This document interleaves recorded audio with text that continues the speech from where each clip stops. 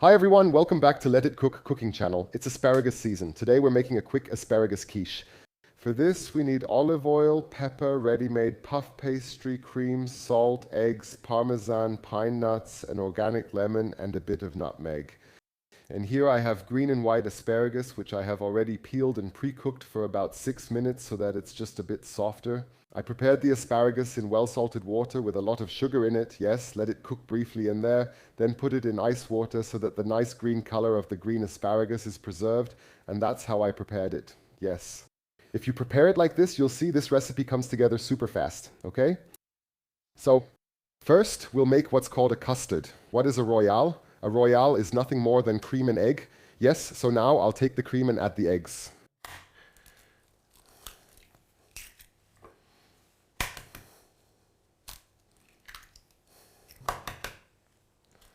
We add a third egg. Okay, now it goes in. A little bit of pepper.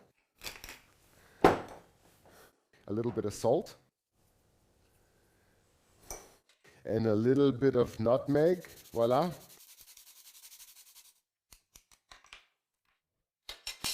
And now just a touch of the organic lemon zest, washed with hot water. I don't need to tell you that, yeah. And if you use zest, always use organic because the other lemons have so much stuff in them, you don't want that in a dish.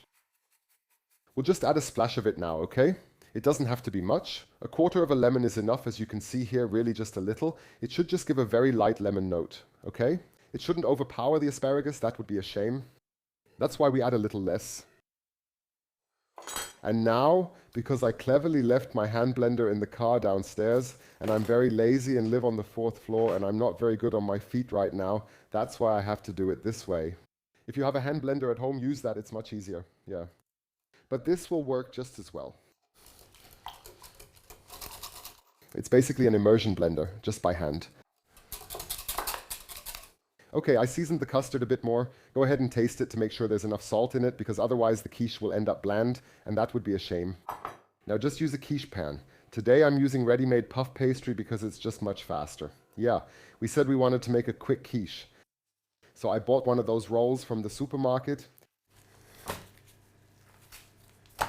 Look, it's always too long and not high enough, so what I like to do is cut the dough here, yeah, so I have a straight edge. Then I take a strip off here, about this wide, and another strip. And I stick these strips up here, yeah? Just press them on firmly. Careful, because if you press the air out of the puff pastry, it won't rise anymore, okay? Just make sure we have dough everywhere. And make sure the other dough doesn't stick out too far, okay? It won't look as nice in the end. We can remove that. Close it a little more. Okay, now,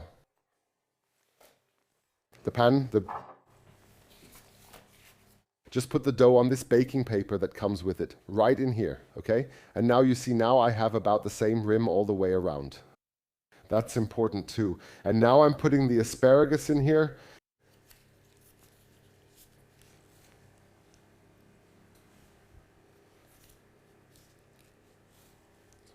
Because that's a...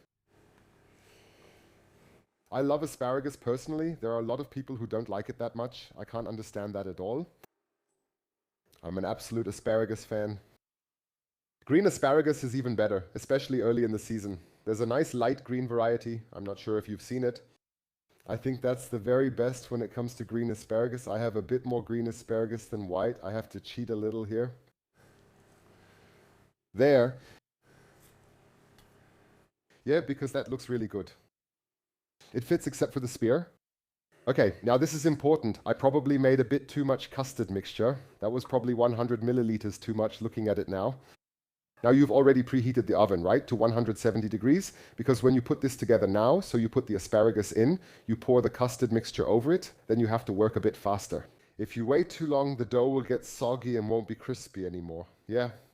That means now you nicely pour this egg cream mixture over it so that everything is covered. The bell is ringing outside, that's a sign for you.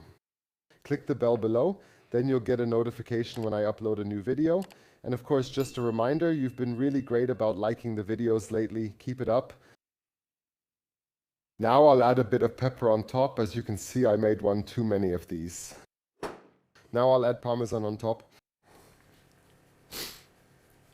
I'm not going to put too much on top either. The reason is that I want the quiche to still look nice afterwards, okay? If you put too much cheese on top so that there's just a layer of cheese, then you won't see the color contrast between the two types of asparagus, which we worked so hard on. That would be a shame, right? Okay. Now we'll top it with pine nuts. The expensive gold of the kitchen. They've gotten expensive, haven't they? I was surprised. But they're just incredibly delicious, right? Every now and then you can treat yourself. And now the quiche goes in for 25 minutes at 170 degrees. I don't know your oven. You know that already. It might only take 20 minutes or sometimes 30. Set a timer for 20 minutes and take a look. I would say 25 to 28 minutes, then it's perfect. I'll show you in a moment. All right, my dears, now take a look here. 35 minutes in the oven, let it cool for 10 minutes. You can't cut it yet, not when it's still hot, okay? The custard is still a bit too soft then.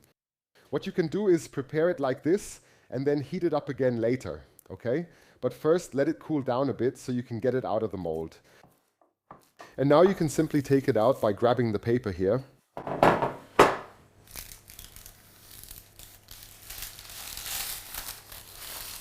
And now, my dears, take a nice knife, cut it in half, and now we cut 4 little pieces out of it like this. Of course, you can make them smaller too. Depending on if you're making them as an appetizer, then just cut out 6 pieces, right? You can already see the puff pastry is perfectly crispy.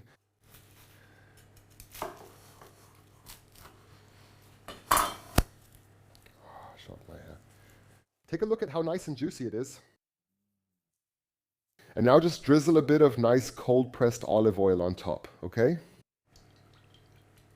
Ah, if that doesn't look fantastic, I don't know what does. A bit of pepper on top.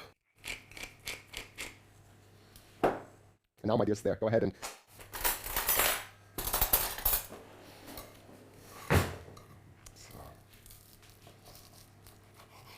In here just for you.